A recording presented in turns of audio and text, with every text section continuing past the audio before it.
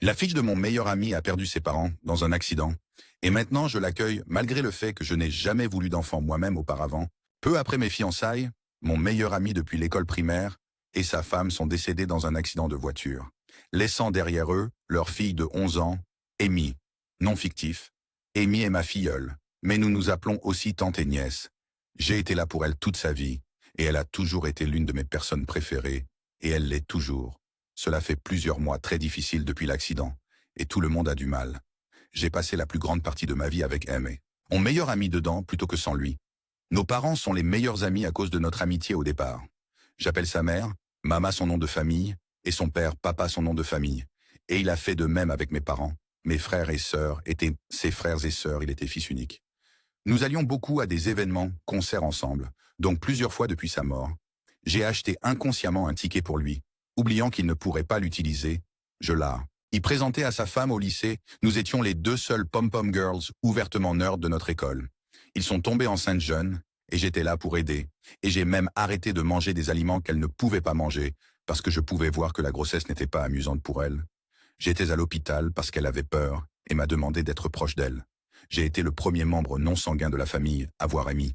Je dis tout cela parce que lui et sa famille. Elles sont en effet ma famille.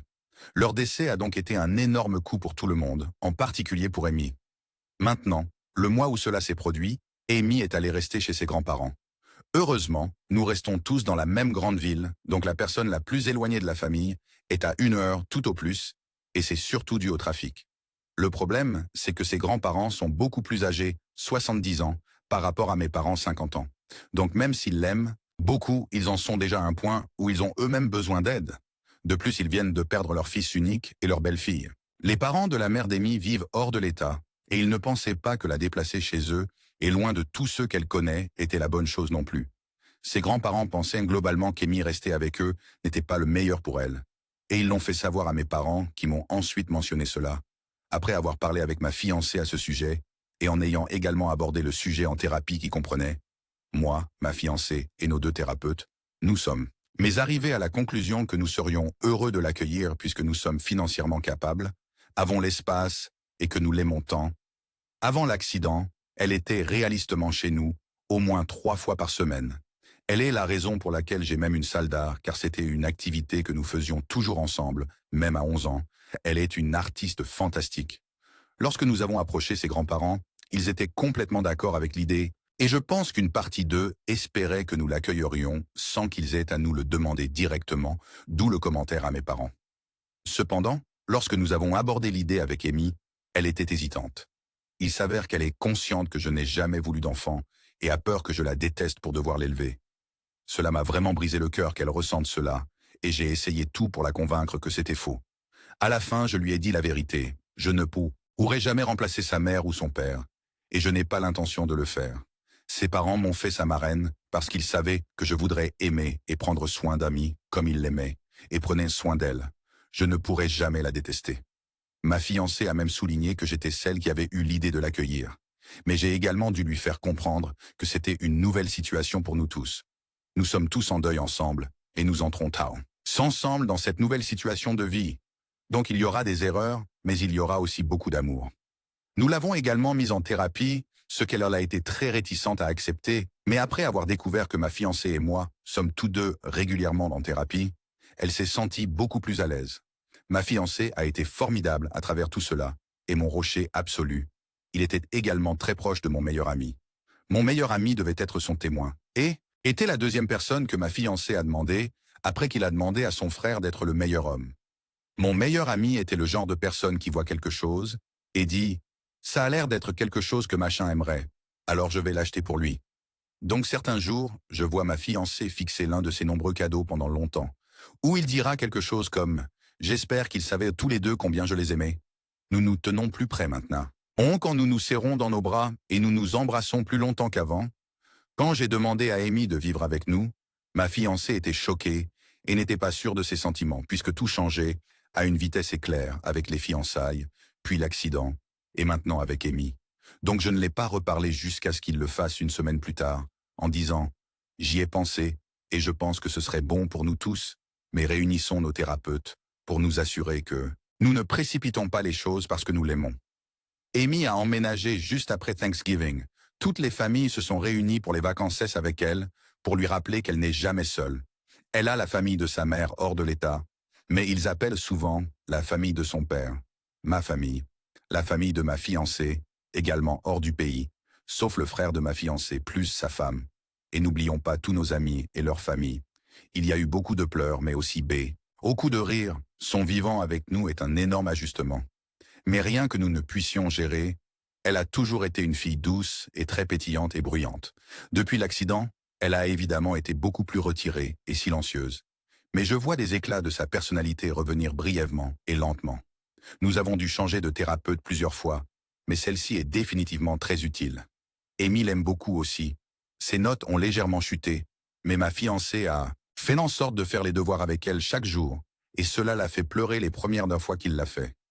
Il lui a demandé si elle voulait qu'il arrête, mais il s'est avéré que cela lui rappelait simplement son père.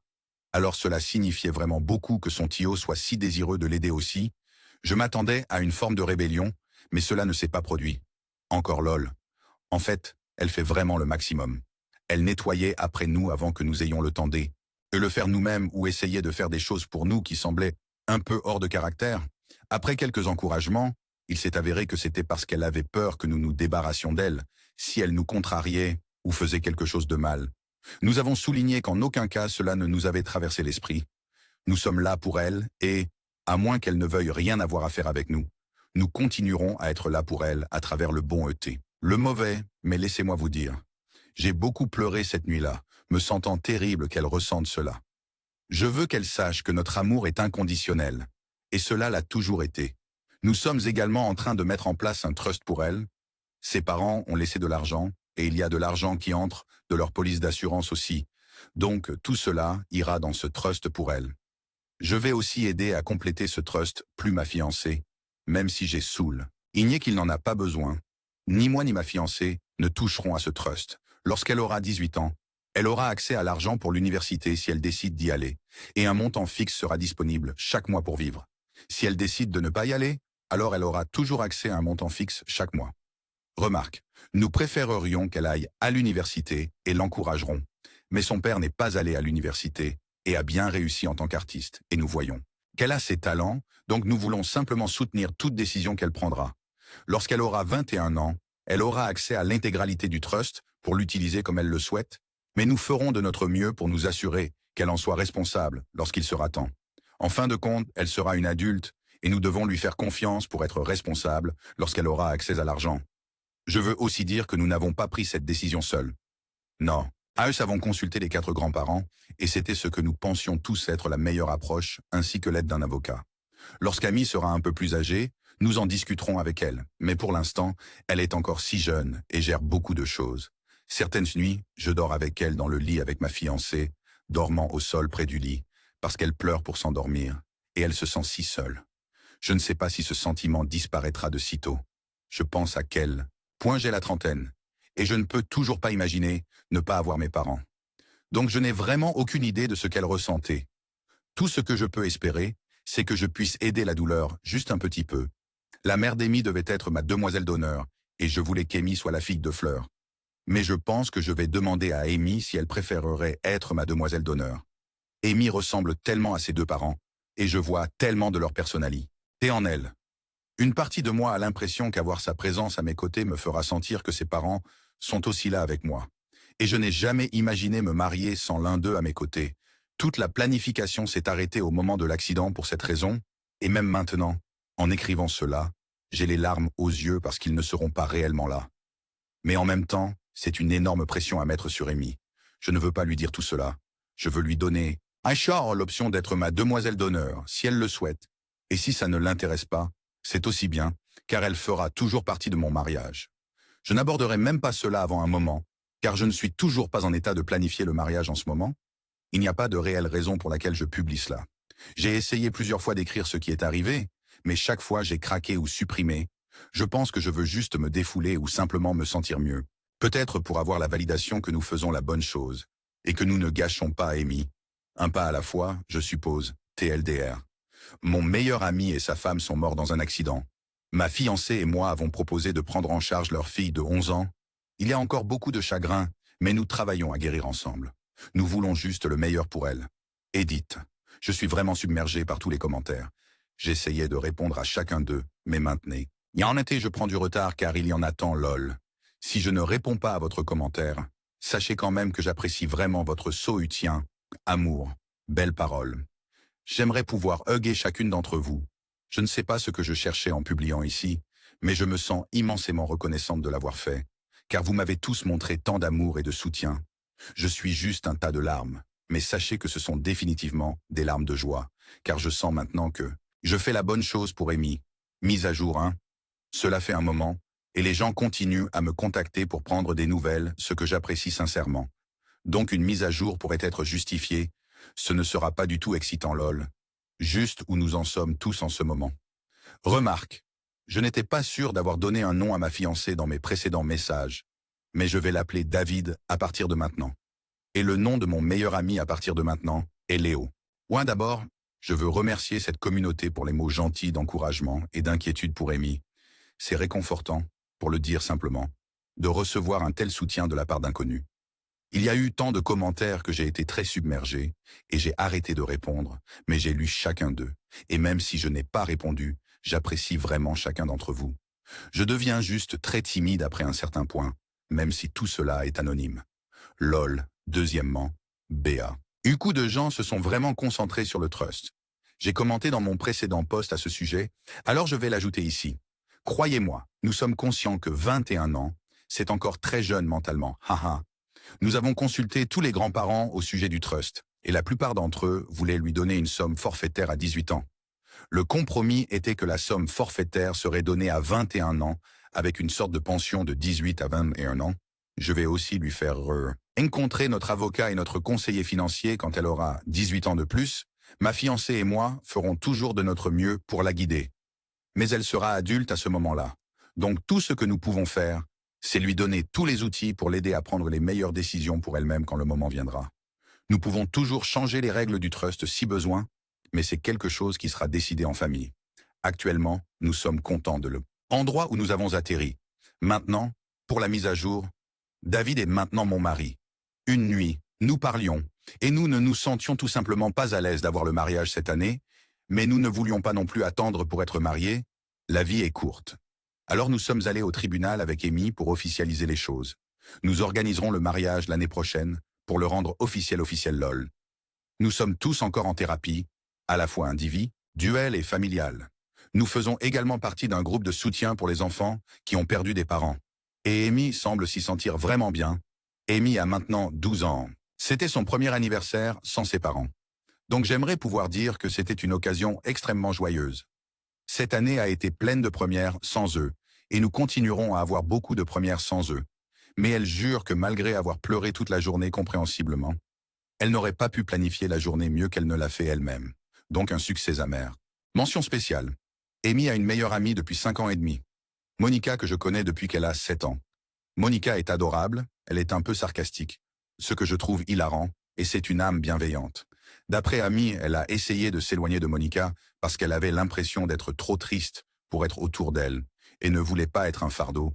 Monica a pris le bus jusqu'à notre maison et a essentiellement dit à Amy de se ressaisir et qu'elle déciderait quand Amy S. irait trop pour elle, ce qui, apparemment, n'arrivera jamais car Amy est sa personne préférée. J'ai toujours été team Monica, mais ce jour-là, cela a solidifié le fait que je me battrais pour elle au petit matin. Nous avons également obtenu 2 lapins pour Amy. Pourquoi des lapins? Demandez-vous.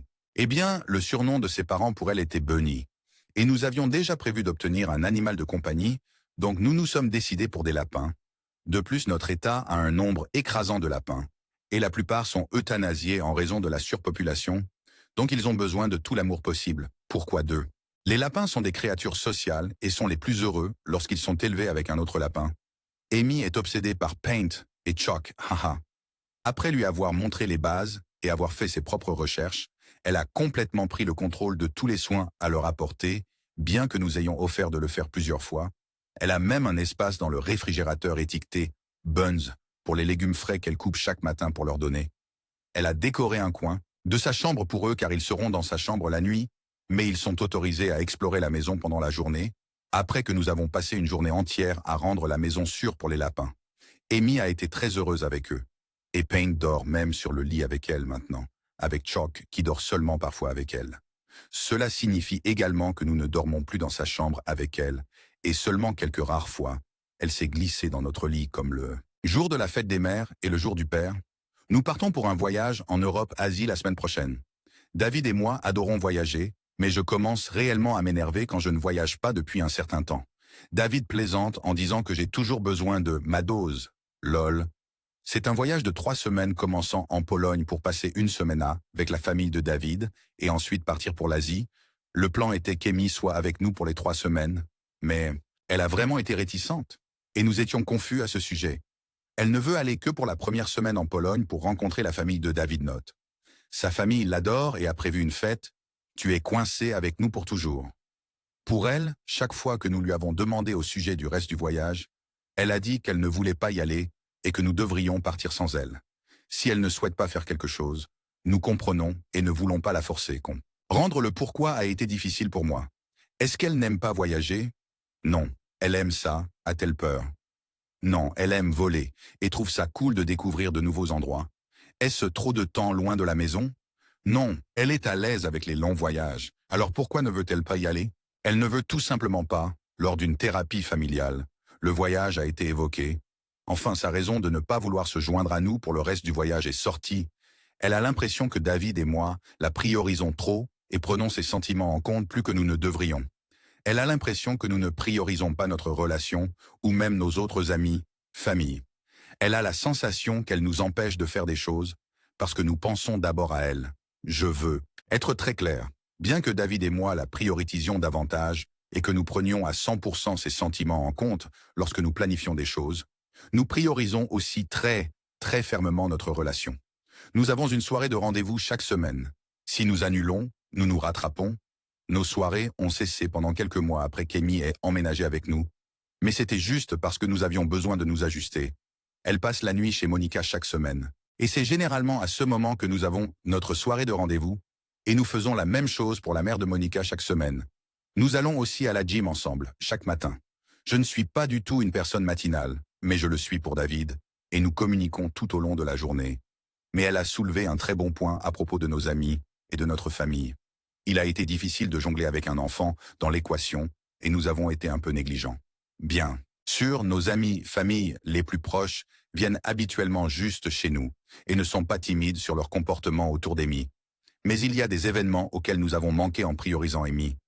Je ne dis pas que nous avons fait le mauvais choix, mais elle a mis en évidence que nous devons commencer à prendre soin de nos autres relations. Maintenant qu'elle se sent plus en sécurité avec nous, Amy est vraiment la plus formidable des enfants. Même si cela ne fait pas encore 1 an Puis qu'ils nous ont quittés, elle a tellement changé. Je souhaite qu'elle n'ait pas eu à grandir aussi vite et j'espère que nous pourrons préserver une partie de son enfance. Mais je sais que ses parents seraient tellement fiers d'elle. Je suis tellement fier d'elle. Nous lui disons tout le temps, mais je ne pense vraiment pas qu'elle réalise à quel point nous sommes tous fiers d'elle. Quoi qu'il en soit. Ha ha ha, nous avons toujours souligné que nous aimerions l'emmener avec nous pour le voyage. Mais elle a dit que nous devrions avoir ce temps pour nous. Donc nous avons décidé de laisser ce voyage tel quel. Mes parents viendront avec nous pour cette première semaine en Pologne, et ils reviendront avec Amy, en prenant soin d'elle entre tous les grands-parents pendant que David et moi voyageons. Nous allons l'appeler en vidéo tous les jours pour prendre de ses nouvelles. Nous faisons déjà plus d'efforts avec nos amis et notre famille. Amy passe également plus de nuits avec ses nombreux gras. NDS parents, ce qu'elle adore parce qu'elle dit « J'y ai vraiment de la chance d'avoir 4 mamies et 4 papas ». David gère également le rôle de parent à merveille. Il s'est beaucoup impliqué dans l'école d'Amy. C'est lui qui s'occupe des enseignants, des affaires scolaires et des récupérations, je fais les dépôts. Il a les coordonnées et a établi de meilleures connexions avec les autres parents de tous les enfants de sa classe, ainsi qu'avec tous les parents de ses amis. Il plaisante sur le fait de rejoindre l'équivalent de la PTA de l'école. Mais je ne pense pas qu'il rigole, lol. C'est définitivement l'extraverti de nous deux. Donc ce n'est pas surprenant. Je pourrais probablement écrire des pages et des pages sur le fait que David est tout simplement le meilleur, mais je sens déjà que cette mise à jour est super longue. Haha, je ne sais pas comment j'aurais pu faire tout cela sans son amour et son soutien. Bien que ni l'un ni l'autre ne soit parfait, nous sommes parfaits l'un pour l'autre. C'est honnêtement fou pour moi que je puisse encore l'aimer de plus en plus chaque jour. Comme est-ce même physiquement possible d'aimer quelqu'un autant? Est-ce même sain? Je digresse lol. Je pense que je vais bien. Tout comme Amy gère beaucoup de premières sans ses parents, c'est également mon cas. Au début, je ne pensais pas que c'était juste pour moi de faire mon deuil, puisque la situation d'Amy est sur un tout autre niveau que la mienne. Mais ma thérapeute a dû me rappeler de ne pas comparer mon chagrin avec le sien, car c'est juste différent. J'imagine parfois à quoi aurait ressemblé ma conversation avec Léo si je lui avais dit que j'adoptais cette fille de 12 ans parce que ses parents étaient mes amis les plus proches. Il a toujours compris pourquoi je ne voulais pas d'enfant, et il a été très compréhensif à ce sujet quand d'autres ignoraient mes sentiments. Je me demande s'il m'aurait dissuadé de le faire ou s'il m'aurait encouragé à le faire. Il aurait 100% fait partie du village de personnes me soutenant, qu'il soit d'accord ou non avec ma décision. Je souhaite juste savoir ce qu'il aurait pensé de tout cela. Soupir, il me manque tellement. Swing, mais je suis aussi vraiment chanceuse d'avoir David et Amy. Je ne sais pas qui a dit cela, mais c'est tellement vrai. Si tu veux l'arc-en-ciel, tu dois supporter la pluie.